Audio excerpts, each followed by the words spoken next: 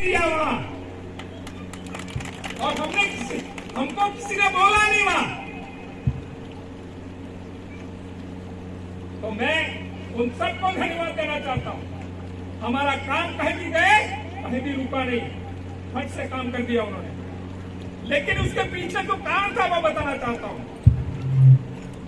जिस वक्त सरकार गिरी थी नहीं गिरी थी, आप सबको मालूम। उस वक्त 99 दोनों तरफ हो गए थे, पलड़ा बराबर हो गया था। उस वक्त पलड़ा जो बराबर हो गया था, तो 84 एमएलए ने और सागवाड़ा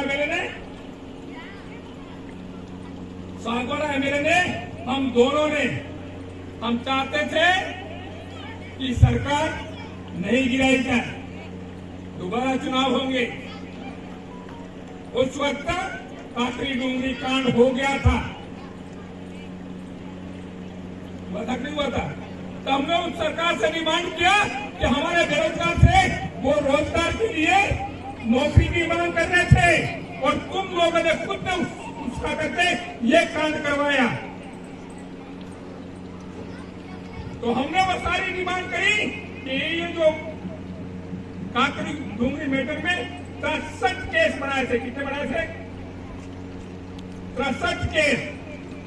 एक कांड, एक जगह की घटना, उसको 63 मुकदमे दर्ज हुए थे। और जो नाम थे वो तो पता नहीं क्या क्या ने कैसे लिए, वो भी राज बना हुआ है, उनका क्या मैटर था वो।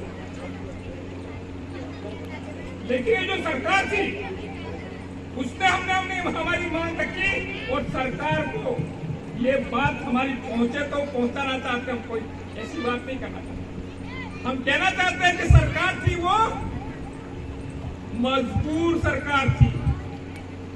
हम दो गए और राज्यपाल के वहां जाके बैठे, और फिर गहलोत साहब को बोलना पड़ा कि हमारा बहुमत है। कितने? 101। अब 101 हुए, फिर हम राज्यपाल के पास गए, तो हमारा काम तो करना ही था, क्योंकि वो मजबूर थे। अब देखिए दशहरा आदमी का उड़ाना है। तो ये हुआ घटना। इसलिए वह सरकार थी, वो कोई भी काम को इनकार नहीं कर सकती थी। लेकिन आज थोड़ा सा इनको ऐसा लग रहा है अब तो हो गया काम। अब क्या, सरकार के 5 साल पूरे हो गए, इसलिए उन्होंने क्या कर दिया, जखरा कांवटिया में था, वो क्या किया, डूंगरपुर का एमएलए बुला करके उद्घाटन करने की कोशिश कर रहे थे। हमारे कार्यकर्ताओं को ये बात समझ में आ गई कि ये डूंगरपुर का एमएलए जिसका कोई रोल नहीं, उद्घाटन तो हमारा द्वारा होना चाहिए था, और ये ऐसे कैसे कर रही है। तो हमारे लोगों ने कार्यक्रम बना दिया, जखरा पुल का उद्घाटन मोड़ नदी पे था उसका। तो ये हलचल पहुंच गई ठेर तक, हलचल वहां तक पहुंच गई, और इनको मजबूरी में सागवाड़ा में डीसी उद्घाटन किया। उसमें तो मुख्यमंत्री अकेला का नाम आया। हम समझते इस बात को, नगर पालिका कोई अलग नहीं है, वो भी मेरे क्षेत्र में ही। फिर इसी हुआ वांदरवेल पुल का, उसमें स्थानीय एमएलए को उस उद्घाटन पट्टिका में नाम आया। क्यों भाई? पहले तो बाहर के लगे करवा रहे थे, फिर सीएम साहब का अकेले का आया, फिर एमएलए का साथ में दुर्गा मंदिर में क्या हुआ। मैं इसलिए कहना चाहता हूं कि ये इनको ऐसा लगा अब तो काम मक्खी निकाल के आउट करो। कोई बात नहीं है, जनता सब जानती है, जनता सब जानती है। इसलिए मैं कहना चाहता हूं कि हमको केंद्र में मजबूत सरकार है। कौन सी? मोदी की सरकार मजबूत है, स्पष्ट बहुमत है। इसकी वजह से वो आपकी बात नहीं सुन रही है। आपकी बात नहीं इसलिए सुन रही है कि वो मजबूत सरकार है, तो वो क्या क्या कांड करवाती है। वो आपको मणिपुर जैसी राज्य है जहाँ की राज्यपाल आदिवासी है और वहां की औरतों को जुलूस निकालते हैं नंगी करके।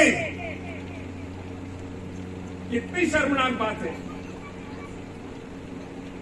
हमारा इज्जत का सवाल होगा पूरे देश के अंदर, और फिर वहां की भाजपा सरकार है। अरे भाई, तुम हमने वोट दिया फिर सरकारें बनी है, अपने आप सरकारें नहीं बन रही है, एक तंत्री शासन नहीं है। तुम फिर भी उसको क्यों रोकना नहीं चाहते हो?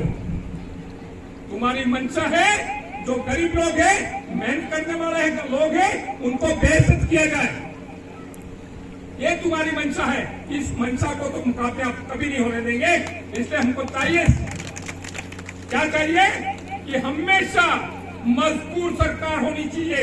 मजबूर, लाचार कब होगी वो आप तय करेंगे कि ऐसा स्पष्ट बहुमत किसी को नहीं देना है। आपने देखा होगा राज्यपाल जी ने बोला था 4 में 1904 में, 2004 में और 2008 में। उस वक्त जो सरकार बनी थी वो कमजोर बनी थी, मजबूर सरकारें थी। इस वजह से जनता के हित में काम हुए। रोजगार गारंटी जैसा कानून बना और महंगाई भी उस वक्त एकदम कम हो गई थी। मोरारी जी जैसा ही थे उस वक्त। तो ये मैं कहना चाहता हूं आपको, चाहे राजस्थान की सरकार हो चाहे केंद्र की सरकार हो, हमेशा मजबूर सरकार होगी। मजबूर सरकार होगी तो ही जनता के हित में काम करेगी। ऐसी सरकार कभी मत बनाना जो मजबूत बन जाए और जनता की अनदेखी करते हुए जनता पर अत्याचार शुरू ना करे और लोगों के ऊपर अन्याय करना शुरू कर दे। ऐसी सरकार कभी मत बनाना। इसलिए हम आपसे निवेदन करना चाहते हैं, हमें जो आपको बताया था, ये जो हमने हाईकमान का बदल के हमारी जनता है वो हाईकमान होगी तो जनता सेलेक्ट करेगी। आपका चाहे सरपंच हो, चाहे पंचायत समिति सदस्य हो, चाहे जिला परिषद सदस्य हो, चाहे प्रधान हो, चाहे प्रमुख हो, एमएलए है और एमपी हो, जो कोई भी हो, वो सिलेक्शन जब हाईकमान जनता होती है तो वो सेलेक्ट करना चाहिए। और वो सेलेक्ट करेगा तो वो एमएलए, एमपी और जो लोग हैं वो लोग आपके कब्जे में रहेंगे, आपके गुलाम रहेंगे, आपके गुलाम रहेंगे और आपके कब्जे में रहेंगे। तो निश्चित रूप से ये सरकार जो भी बनेगी उस सरकार के अंदर हमारी जनता की आवाज को सुना जाएगा, जनता का विकास का सुना जाएगा। नहीं तो आज तक 75 साल से जो हुआ ऐसा ही होता रहेगा। इसलिए हम कहना चाहते हैं कि ये जो स्कूल का महात्मा गांधी, हमने धन्यवाद किया, हम कोशिश करें हम 10 एमजी स्कूल सागरा विधानसभा में लाए, लेकिन एक तकलीफ भी होने वाली है। तकलीफ ये होने वाली है कि इस पे जो स्टाफ आएगा सारा इंग्लिश मीडियम का आने वाला है, ठीक है नहीं? क्या आएगा? इंग्लिश मीडियम का आने वाला है। और अपने लोग गांव के कितने लोग इंग्लिश मीडियम वाले हैं तो बाहर के आएंगे कि नहीं आएंगे? फिर यदि अपने यहाँ पे नहीं मिला हम तो कहेंगे हमारा स्टाफ लगना चाहिए, स्टाफ पूरा होना चाहिए। कहां से आएंगे? क्योंकि आपको गिनती के भी स्कूल नहीं थे इंग्लिश मीडियम के, कहीं एक आध गिनती का होगा मुझे इस लगता है, तो उसमें कुछ लोग खड़े होंगे।